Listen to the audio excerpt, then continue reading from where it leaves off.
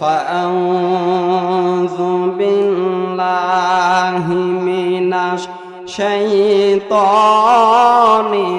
রাজীম। বিসমিল্লাহির রাহমানির রাহিম।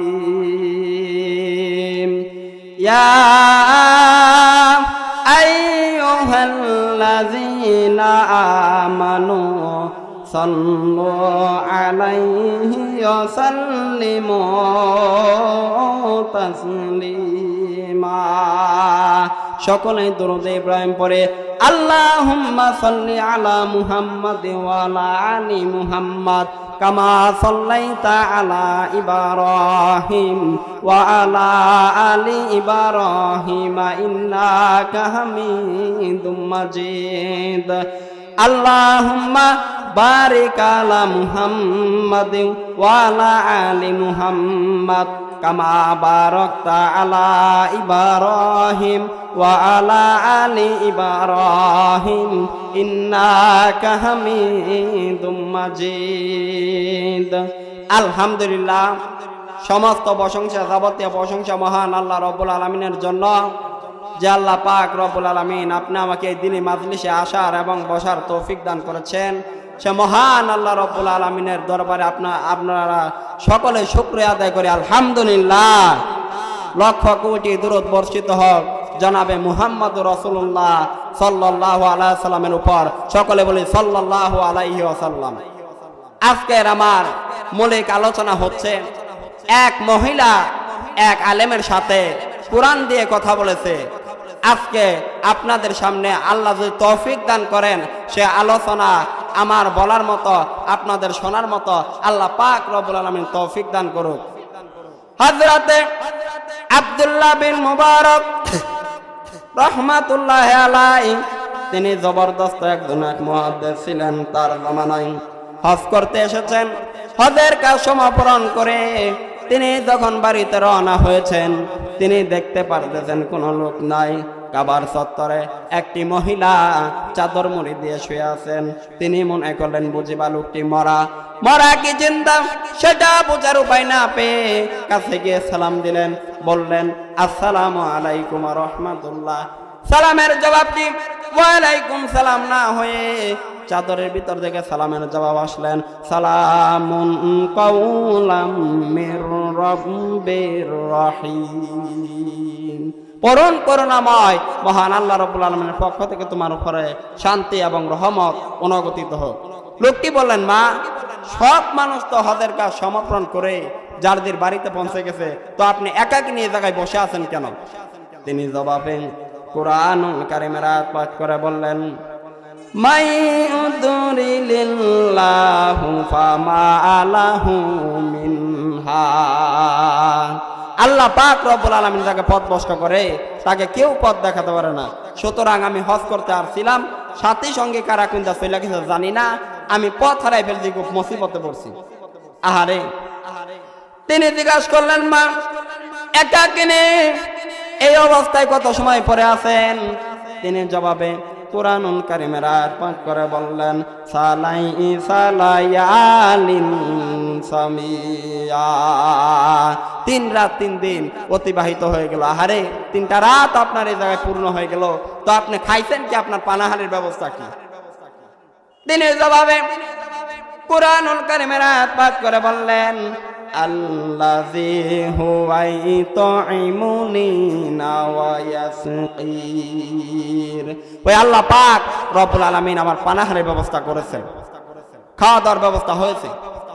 মুহাদ্দিস সাহেব বলেন, মা, আপনি যদি কিছু না মনে করেন, আমার কাছে কিছু খাবার আছে, আপনি এর থেকে কিছু খাবার গ্রহণ করেন। তিনি জবাবে কুরআনুল কারীমের আয়াত পাঠ করে বললেন সুম্মা আতিমুস সিয়ামা ইলাল লাইল। তোমরা তোমাদের রোজাকে সন্ধ্যা পর্যন্ত পূর্ণ করো। তিনি আর দ্বারাই বুঝাইতে চাইলেন যে আমি তো রোজা রাখছি, কাজে সন্ধ্যা না আসা পর্যন্ত কিছু খাইতে পারবো না, আমি তো রোজা রাখছি। মুহাদ্দিস সাহেব বলেন, মা, এটা যেহেতু রমজান মুবারকের মাস নয়, আপনি বোধহয় নফল রোজায় রেখেছেন, সফর হালতে তো ফরজ রোজাও ছেড়ে দেওয়া যায়। আপনি কি খাইছেন না খাইছেন, আপনি আমার এই খাবারগুলি খান, রোজা ভাঙলে কিছু অসুবিধা হবে না, নফল রোজা ভাঙলে অসুবিধা কি?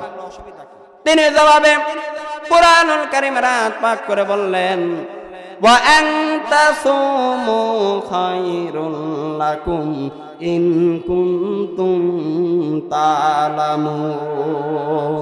যদি তুমি নফল রোজা রাখো তা তোমার জন্য কল্যাণকর। সুতরাং আমি নফল রোজা রাখছি, এটা আমার জন্য কল্যাণকর, আমি তোমার কথা মতন খাবো নাকি? আমি নফল রোজা রাখছি, এটা আমার জন্য কল্যাণকর, আমি তোমার কথা মতন খাবো? মুহাদ্দিস সাহেব বলেন, মা প্রত্যেক কথার জবাব কোরআন দিয়ে দেন কেন, কারণটা কি? তিনি মুহাদ্দিসের এই জবাব দিচ্ছেন, কুরআনুল কারীমের আয়াত পাঠ করে তিনি জবাব দিচ্ছেন। তিনি বললেন, মা ইয়ালফিযু মিন কাউলিন ইল্লা লাদাইহি রাকিবুন আতীম।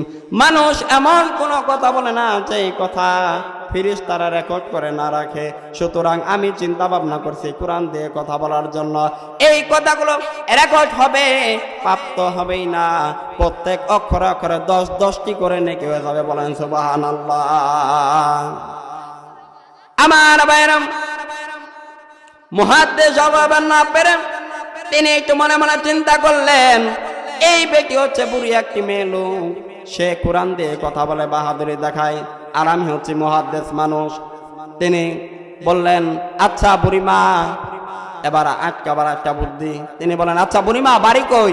এখন তার চিন্তা ধারণা ওই কোরআন মাজিদের ভিতরে তার খাগড়াছড়ি বুড়ি ছড়ি নাই, গ্রামের নাম তো নাই, ধরা যায় নাকি?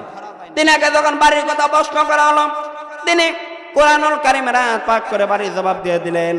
তিনি বললেন, সুবহান আল্লাযী আসরা বিআবদিহি লাইলাম মিনাল মাসজিদিল হারামি ইলাল মাসজিদিল আকসা। পবিত্র সে মহান সত্তার দোষ ত্রুটি অক্ষমতা দুর্বলতা সব থেকে মুক্তি যিনি, যিনি তার বান্দাকে ইসরা করিয়াছেন মসজিদ হারাম থেকে মসজিদ আকসা পর্যন্ত। তিনি এর দ্বারা বুঝাইতে চাইলেন যে আমি মসজিদ হারামে আসছিলাম হজ করতে, আর মসজিদ আকসার কাছে হচ্ছে আমার বাড়ি। মুহাদ্দিস সব বলেন, মা আপনি যদি কিছু না মনে করেন, আমার কাছে একটা উট আছে, উটের পিঠটা আপনি সওয়ার করেন, আমি আপনাকে আপনার গন্তব্যস্থলে পৌঁছায় দেই। তিনি জবাবে কুরআনুল কারীমের আয়াত পাঠ করে বললেন, ওয়া ইন তাফআলু মিন খায়রিন ইয়ালামুহুল্লাহ। যদি তুমি ভালো কাজ করো তা আল্লাহ অবশ্যই দেখবেন, আর এর প্রতিফলের প্রতিদান উত্তম পুরস্কার তোমাকে কিয়ামতের দিন হাসর মাঠে দান করবেন। তুমি ভালো প্রস্তাব করেছো, পথ হারা মানুষের পথ দেখানো নিশ্চয়ই ভালো কাজ। তিনি এবার উটের পিঠে উঠতে যাবেন, হঠাৎ করে তিনি দেখতে পারতেছেন মুহাদ্দিস সাহেব তার দিকে তাকিয়ে আছেন। তিনি কুরআনুল কারীমের আয়াত পাঠ করে বললেন, কুল্লিল মুমিনিনা ইয়াহুদ্দু মিন আবসারিহিম। হে নবী আপনি মুমিন, হে নবী আপনি মুমিন পুরুষদেরকে, মুমিন বান্দাদেরকে বলুন তারা যেন পর নারী থেকে তাদের চোখকে তারা নিম্নগামী করে। এর দ্বারাই বুঝাইতে চাইলেন মুহাদ্দিস সাহেব আমি বুড়ি মানুষ, না জানি উটের পিঠে উঠতে গিয়ে বেসতর অবস্থা হয়ে যেতে পারি, আপনার চক্ষুকে আপনি নিম্নগামী করুন। উটের রশি টানিয়া টানিয়া যখন তারা পৌঁছে গেল, যখন তারা পৌঁছে গিয়েছে, মুহাদ্দিস সাহেব বললেন, মা আপনার কি কোনো সন্তান সন্ততি আছে কিনা? তিনি জবাবে কুরআনুল কারীমের আয়াত পাঠ করে বললেন, আল মালু ওয়াল বানুনা জিনাতুল হায়াতুদ দুনিয়া। মাল এবং সন্তান সন্ততি এইগুলো হচ্ছে দুনিয়ার সুখ সুন্দর থেকে আল্লাহ নিয়ামত। তার মানে নিয়ামত থেকে আল্লাহ আমাকে বঞ্চিত করেন নাই, সন্তান সন্ততি আছে। তো সন্তান সন্ততি যেহেতু আছে, তাহলে তাদের নাম কি? আটকাবার আটকা বুদ্ধি, যেহেতু সব নাম তার কোরআন মাজিদের ভিতরে নাই। বুড়িকে যখন নামের কথা প্রশ্ন করা হয়েছে, বুড়ি কুরআনুল কারীমের আয়াত পাঠ করে ছেলেদের নামের কথা বলে দিলেন। তিনি বললেন, ইয়া ইয়াহইয়া খুযিল কিতাবা বিকুওয়া ওয়া কাল্লামাল্লাহু মূসা ওয়া তাকলিমা ওয়াত্তাখাযাল্লাহু ইব্রাহিম ইব্রাহিমা ওয়া খালিলা।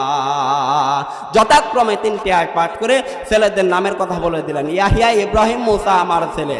মুহাদ্দিস সাহেব এবার বাড়িতে বলতে গেলেন, ছেলেরা সবাই দৌড়ে এলো।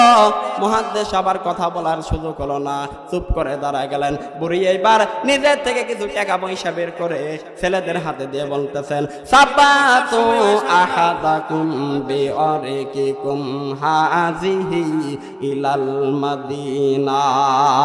এই রূপমুদ্রা করলে দাও আর বাজার থেকে কিছু উত্তম খাদ্য কিনে নিয়ে আসো। এবার বাজার থেকে খাদ্য কিনে নিয়ে আসিয়া প্লেটের ভিতরে সাজাইয়া মুহাদ্দিস সাহেবের সামনে দিয়ে এবার বুড়ি বলতেছেন, কুলু ওয়াশরাবু হানিয়াম বিমা আসলাফতুম ফিল আইয়ামিন খালিয়া। বিগত দিনে তুমি আমার জন্য যা করেছো তার বিনিময়ে কিছু আরোহণীয় গ্রহণ করো। মুহাদ্দিস সাহেব খানা শেষ করে ছেলেদেরকে এক পাশে ডাক দিলেন, বললেন, ছেলেরা তোমার মা এই যাবৎ কোরআন দিয়ে কতদিন যাবৎ কথা বলতেছে। ছেলেরা বলে, মুহাদ্দিস সাহেব আমাদের জ্ঞান অবধি পর্যন্ত আমরা শুনতে পারতেছি আর হিসাব করেছি, একদিন দুদিন নয়, বিগত 40 বছর আমার মার মুখের থেকে কোরআন মাজিদ ছাড়া কোনো কথা শুনি নাই। আজকে এই মাহফিলে যারা এসেছেন, মা বোনেরা, আমার যুবক ভাইয়েরা, বৃদ্ধ বাবাজিরা যারা এসেছেন, আপনাদের সকলের কাছে বিনীত আরজ করছি, কোরআন পড়ুন, কোরআন পড়ুন। কোরআনের মতো নিয়ামত আর নাই। কোরআন পড়ার মানে হচ্ছে আল্লাহ রাব্বুল আলামিনের সাথে কথা বলা, আর হাদিস পড়ার অর্থই হচ্ছে নবীদের সাথে কথা বলা। আমার ভাইরা, আপনারা কোরআন পড়বেন, আল্লাহ পাক রব্বুল আলামিন কোরআন হাদিসের মাধ্যমে আপনাদের কোরআন এবং হাদিস পড়ার কারণে রব্বুল আলামিন আপনাদের ভাগ্যকে খুলে দেব। আজকে থেকে সকলে ইনশাআল্লাহ খামার পাড়াবাসী যারা আছেন, আপনারা সকলে যুবক ভাইরা, বোনেরা, মা বোনেরা, যদি একটা মহিলা হইয়া কোরআন দিয়ে কথা বলতে পারে, আপনি পুরুষ হইয়া কিসের জন্য পারবেন না? আল্লাহ পাক রব্বুল আলামিন আমাদের সকলকে কোরআন এবং হাদিস অনুযায়ী আমল করার তৌফিক দান করুক। আমিন।